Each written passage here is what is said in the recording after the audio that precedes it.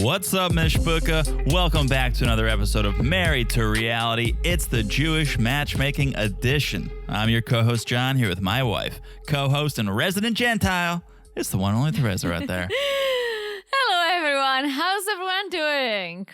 Do you now know what the intro means? Do you know every word in the intro? Yeah, you're saying hello, family. What's up, family? Here's my non-Jewish co-host, Teresa. Yeah, you got it. Nailed it. It only took 4 episodes.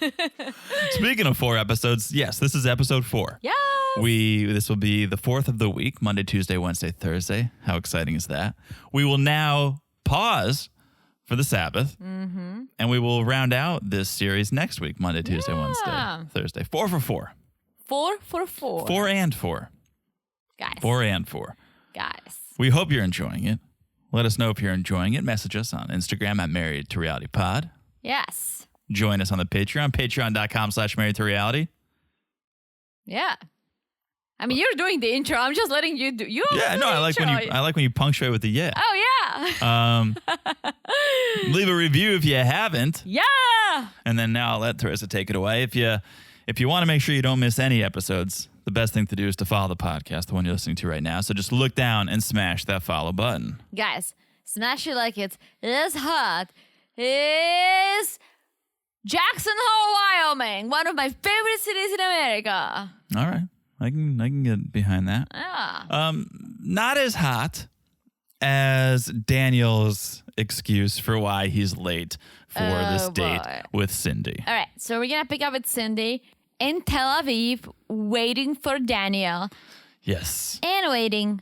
And I literally thought that he pulled the good old ghosting. Yeah. I was like, oh, it traveled from New York to Tel Aviv. But no, he didn't. He shows up.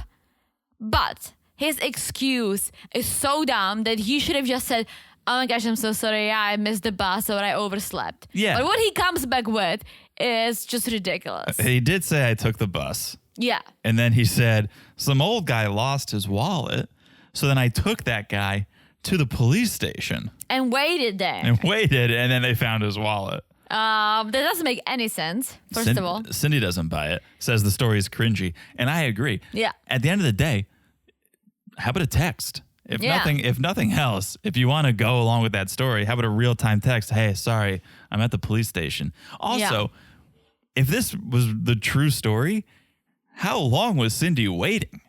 That's not like, oh, I missed the bus and I got the next one 15 minutes later. This seems like a 3.5 hour ordeal. Was she sitting there for 3.5 hours? Yeah. No, I don't think so. That's why it was BS. Yeah, I don't buy it. But he's there, and so she tries to make the best of it. And they start talking about family. Yes, and Cindy is already not impressed with him. This is the second date. Him being late is just a big no-no. And his view on kids and family is also a no-no for her. Well, he wants 2 kids. Yeah, but it took him a while to think about.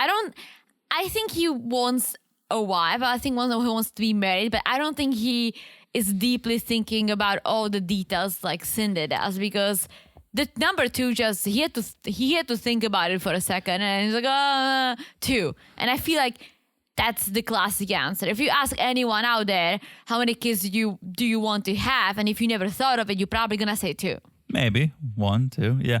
His reasoning, while it's logical, came across a little crass because he was like, yeah, maybe 2. And Cindy goes, that's it. And he's like, I don't want to live in poverty, which is true. Kids are expensive, but that's came out a little harsh. Yeah. I will say this. You can tell me I'm wrong. I liked his response, his answer more than Cindy's. She wants to have 4 kids. And adopt a 5th And one. then when she gets older, and I guess those kids move out, she's like, well, I'm going to need more people to take care of, so then I'm going to adopt kids. I think it comes from her being passionate about helping others, and she said she went to Ethiopia, and so I get where she's coming from, but I think she's looking for a guy who will be able to take care of all 4, 5, 6, 7 of them. So it's going to be a... And I don't think it's Daniel. No. What does she do for work? I don't know. She don't say. Cindy. Yeah, like be a teacher or something, or like social work. But I guess it's good if you're going to have all these kids. But then how about don't have 4 kids of your own? How about just adopt? kids. Well, I also feel like when someone throws out a number like this, it's like, whoa, like have one and see how that goes. Right. Like have one and see if like, oh shit, I cannot do this anymore again. I think I'm good with one. Or like, I feel like having kids, once you do have kids, you really realize what you want and how much work it is. We can all just sit here, childless people like us, we can sit here and speculate, or you can have an idea of what you want, but like her approach is almost a little aggressive. Like, yeah, of course I want to have 4 kids and I want to adopt a 5th one, right? Well, take it easy. Like start with 1 or 2, and then if things go well and you can afford everything and you want to have more and you can, just then go for it. Yeah, the only sense I can make of it is that she's one of 4 kids and she liked having her brothers and sisters. So she's like, I want to do that for my kids. But other than that, it just seems like a random number to throw out. Well, I think there are a lot of women, and I don't know if it's a cultural thing, but a lot of these women do throw out these large numbers when it comes to kids. That's true.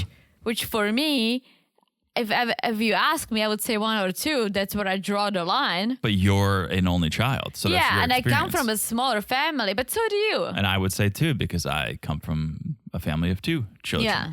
So if she's got a larger family or 3 siblings, 4 siblings, I can see that number. But it's just 4 kids, and then when they get older, then I'll adopt. It's a lot.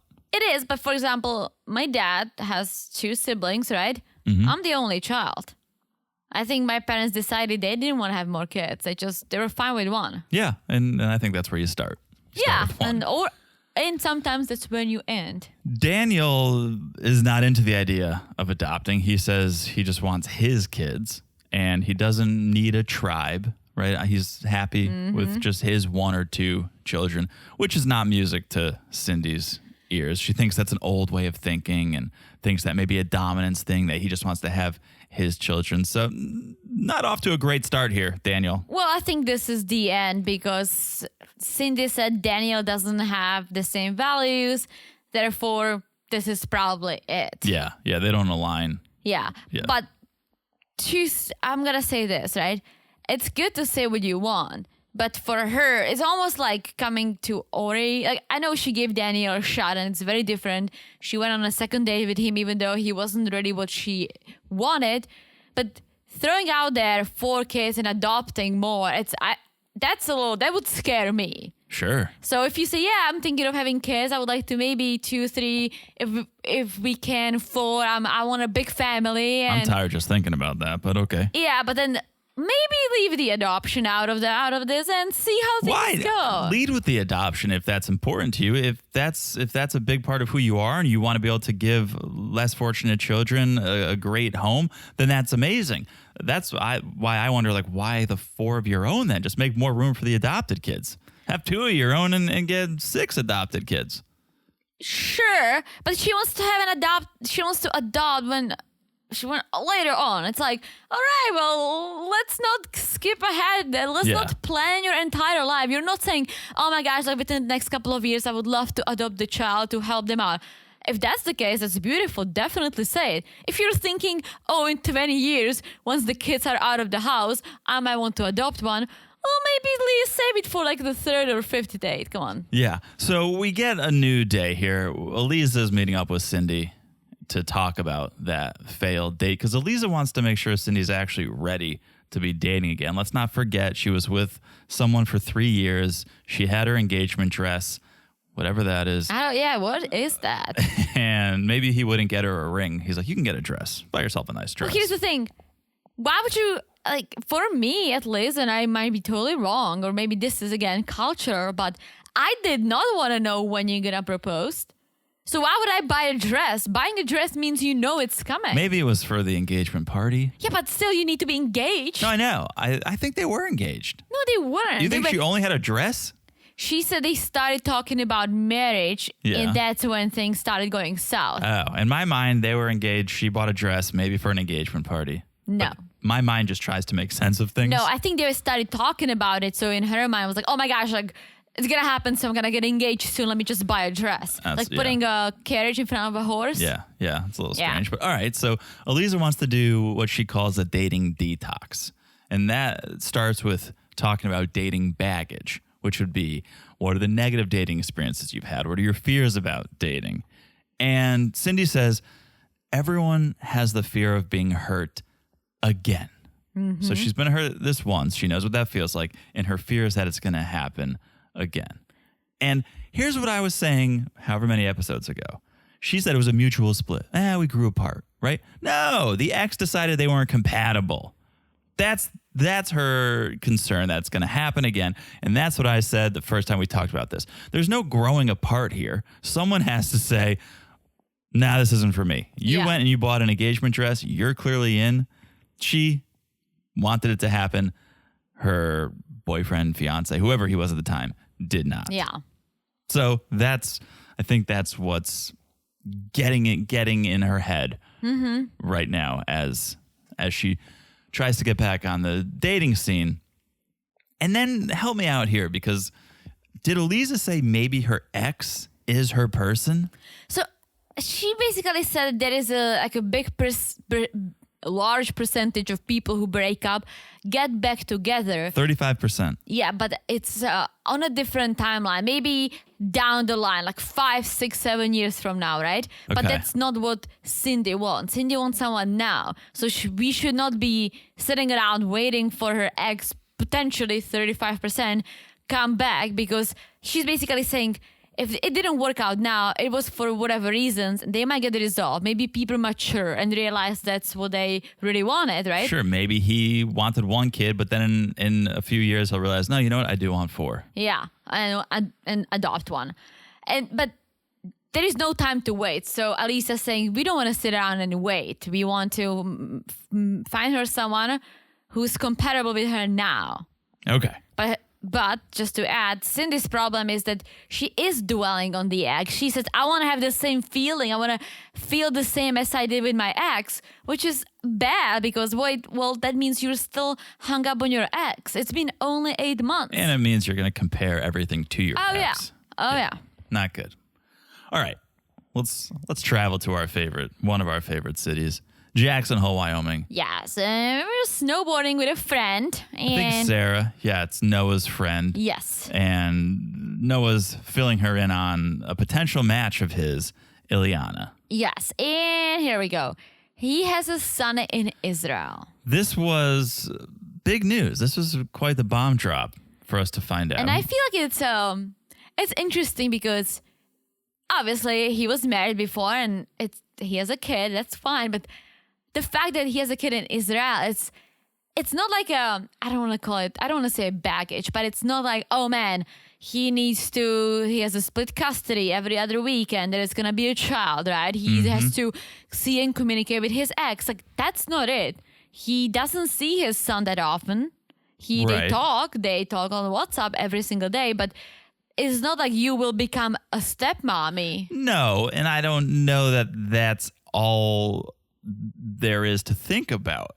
It's not necessarily a physical or a time commitment that a woman coming into Noah's life would have to consider. It's an emotional commitment. There's an emotional tie, and there's something that will forever tie Noah to his ex. Yeah. And so I think that's the thing that anyone will have to wrestle with and come to terms with who dates Noah. It's not, I have to step in and be stepmom. It's no, I have to potentially entertain or be open to having an ex-wife forever tied to my boyfriend, fiance, or husband. I think that's the bigger thing. It is, and everyone can look at it differently. Like, I know there are people who would not want to marry or date a guy who was previously married, and that was me too. But it's not previously married. It's more than that. You could be previously married, divorced, and never see your ex. Yeah, they're going to see each other. They're going to communicate, and that's what may make things more difficult. Yeah, well, we'll see how that goes. We'll see. Yeah, that's all we really got of Noah this episode, right? Yeah, but we can go to your favorite, Harmony. In Delray. So we found out that the restaurant manager actually came back saying, I have a friend, he's Jewish, 40-something, do you want to meet him? And because Aleeza always says yes, like you just gotta take any opportunity. Why not? Date him till you hate him. Date him till you hate him. So Harmony is going on a date with Adam. Adam from Ohio, in his 40s, yes. He's an attorney. He's also in city government. He's the vice mayor of Del Rey. Yeah, look at that. Del Rey all day. Love Del Rey. Shout out to Del Rey. So Harmony's first impression. Nice guy. Nice guy, educated, smart, but she doesn't want to bang him immediately. This is the thing. Yeah. He does take care of himself. He does CrossFit, but he, as he says, does Jewish CrossFit. What is that? He's being self-deprecating. He's saying, Jewish CrossFit, I do about half the weight of everyone else. Because that's the stereotype of us Jews. We're frail and we're weak and What? Yeah.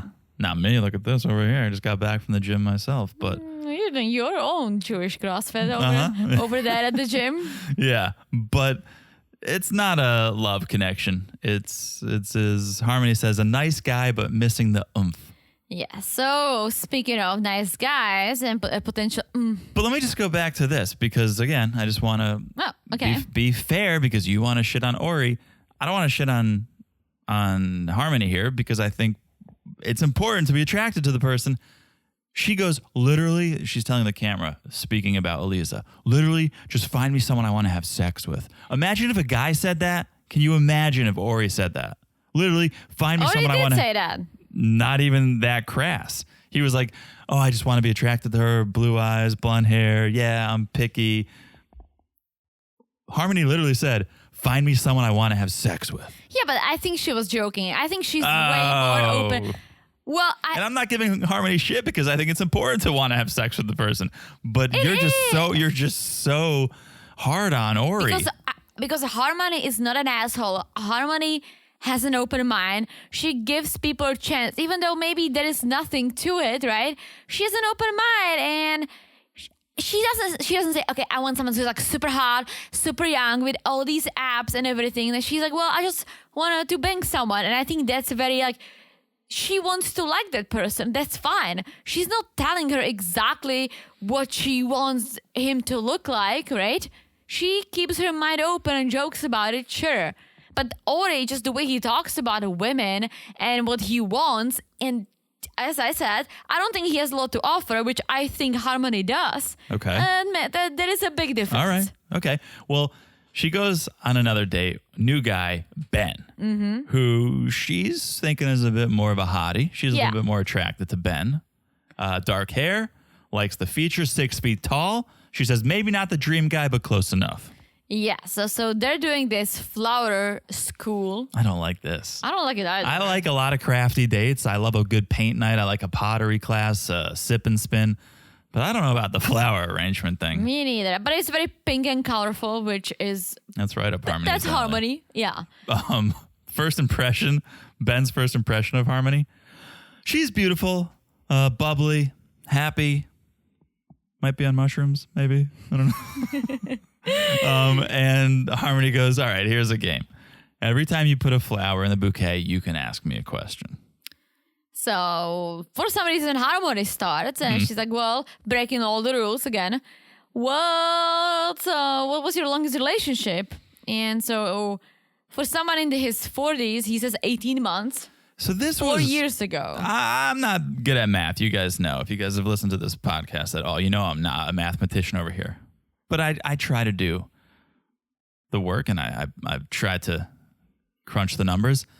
Ben says, I haven't been married, but I've been in a relationship for almost 2 years, right?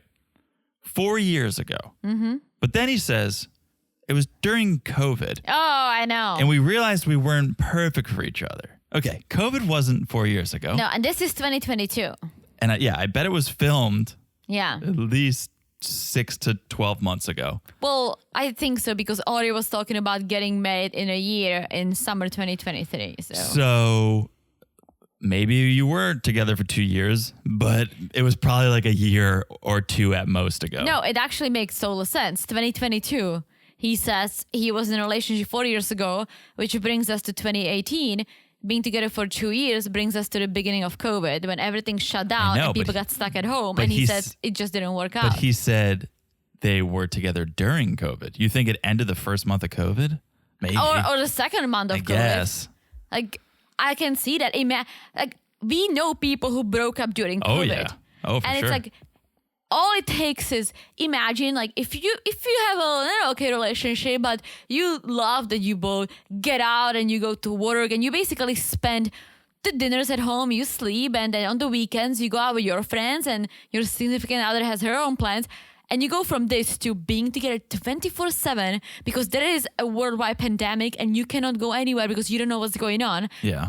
And then you realize like, oh my gosh, this is not gonna fly. I can't imagine a couple being together for 22 months and then COVID hits and you can't make it another 2 months. Like, were they living together? That would have been my follow-up question. Were you guys living together? Maybe, but I can totally see how, again, that was his longest relationship. Sure. I don't think he's a guy I think he was just kind of doing his own thing. He said he was a workaholic, right, before COVID. Now he kind of slowed down and enjoys other things. But yeah, I think I totally I can see how being stuck together for a week can ruin the relationship. And to be honest, being with someone for a year and a half, that's not a super solid relationship.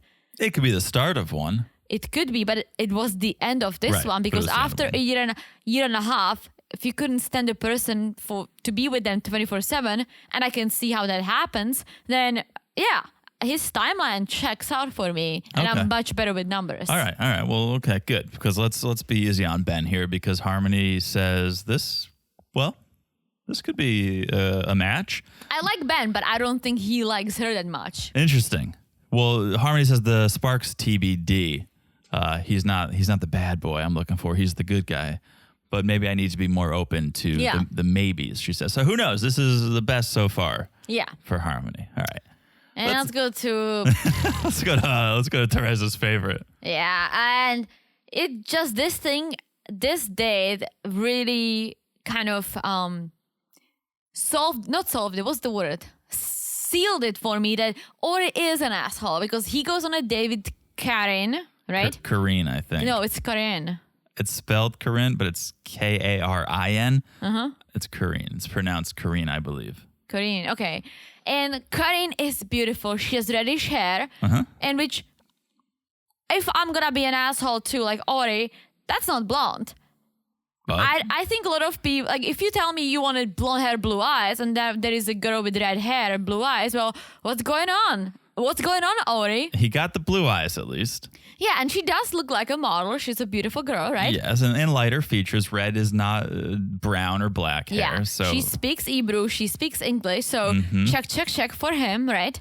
Youngest of 5, very close family.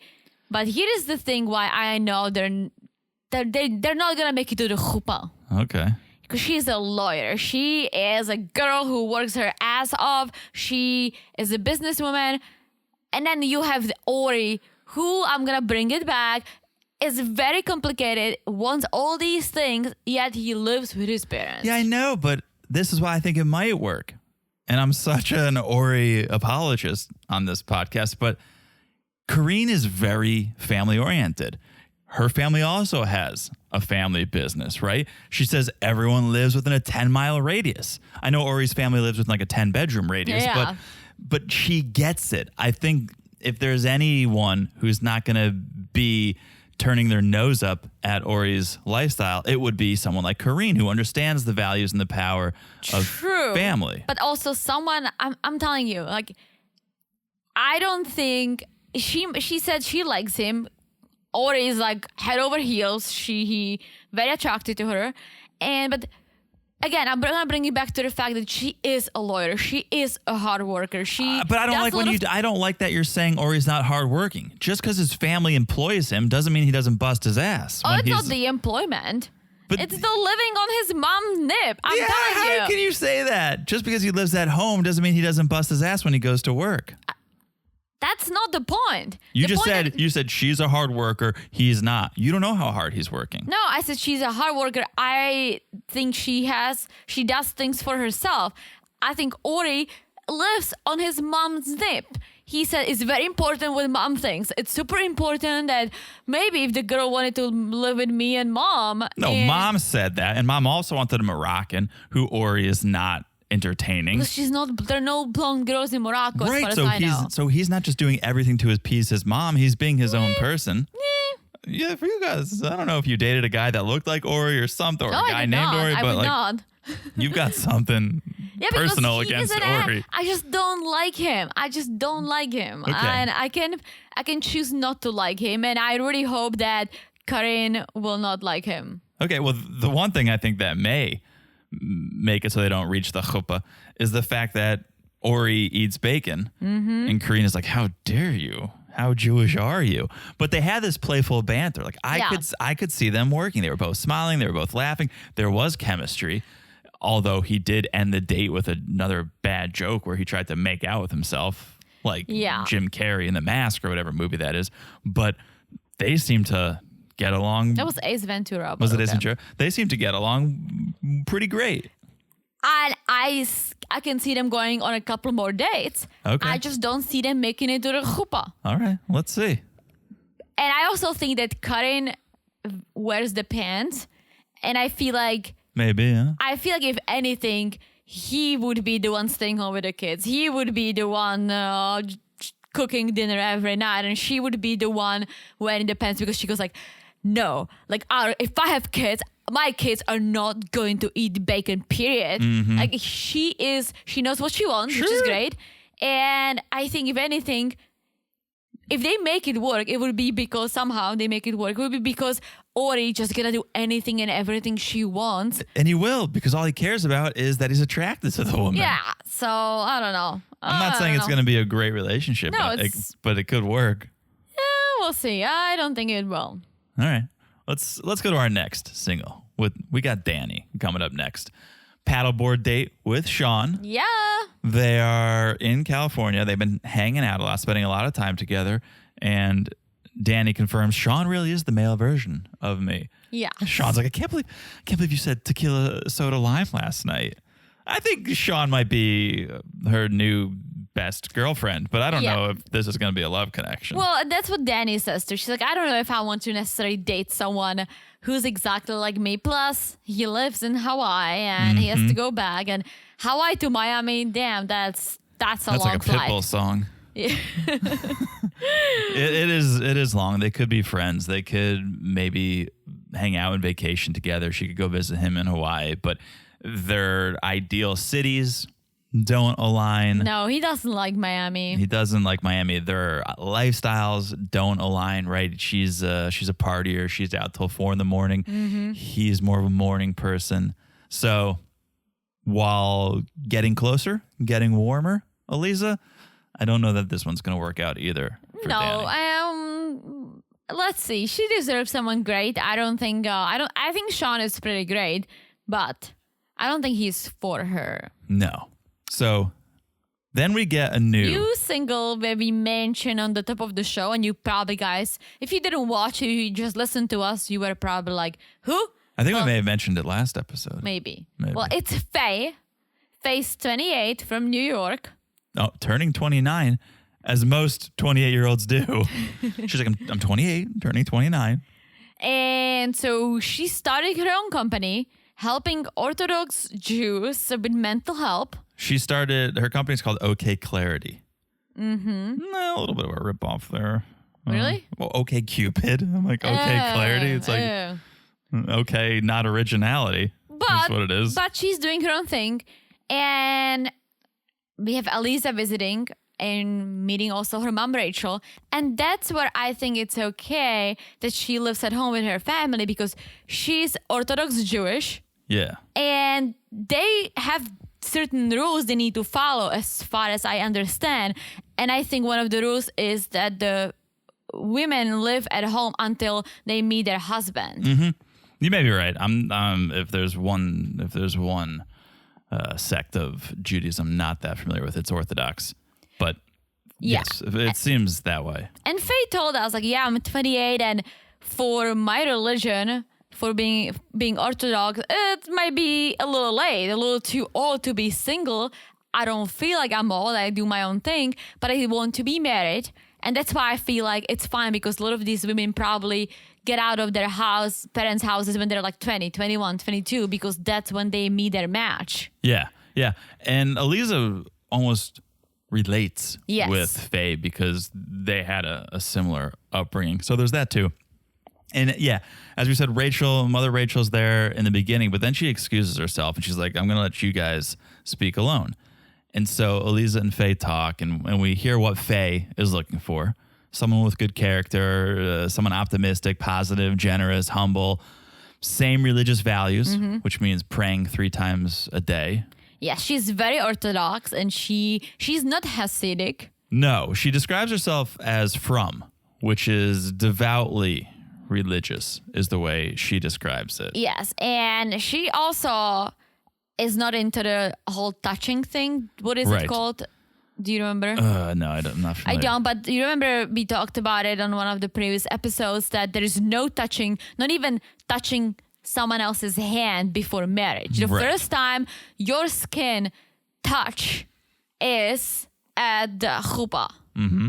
So Aleeza says, all right, you can only move as fast as the slowest person in a relationship. So what's your due date? And we learn, Aleeza's got all these little sayings, these little catchphrases. Due date, DEW, dating, engagement, wedding. So basically, what's your timeline? You're going to start dating immediately, hopefully with my help. What about engagement?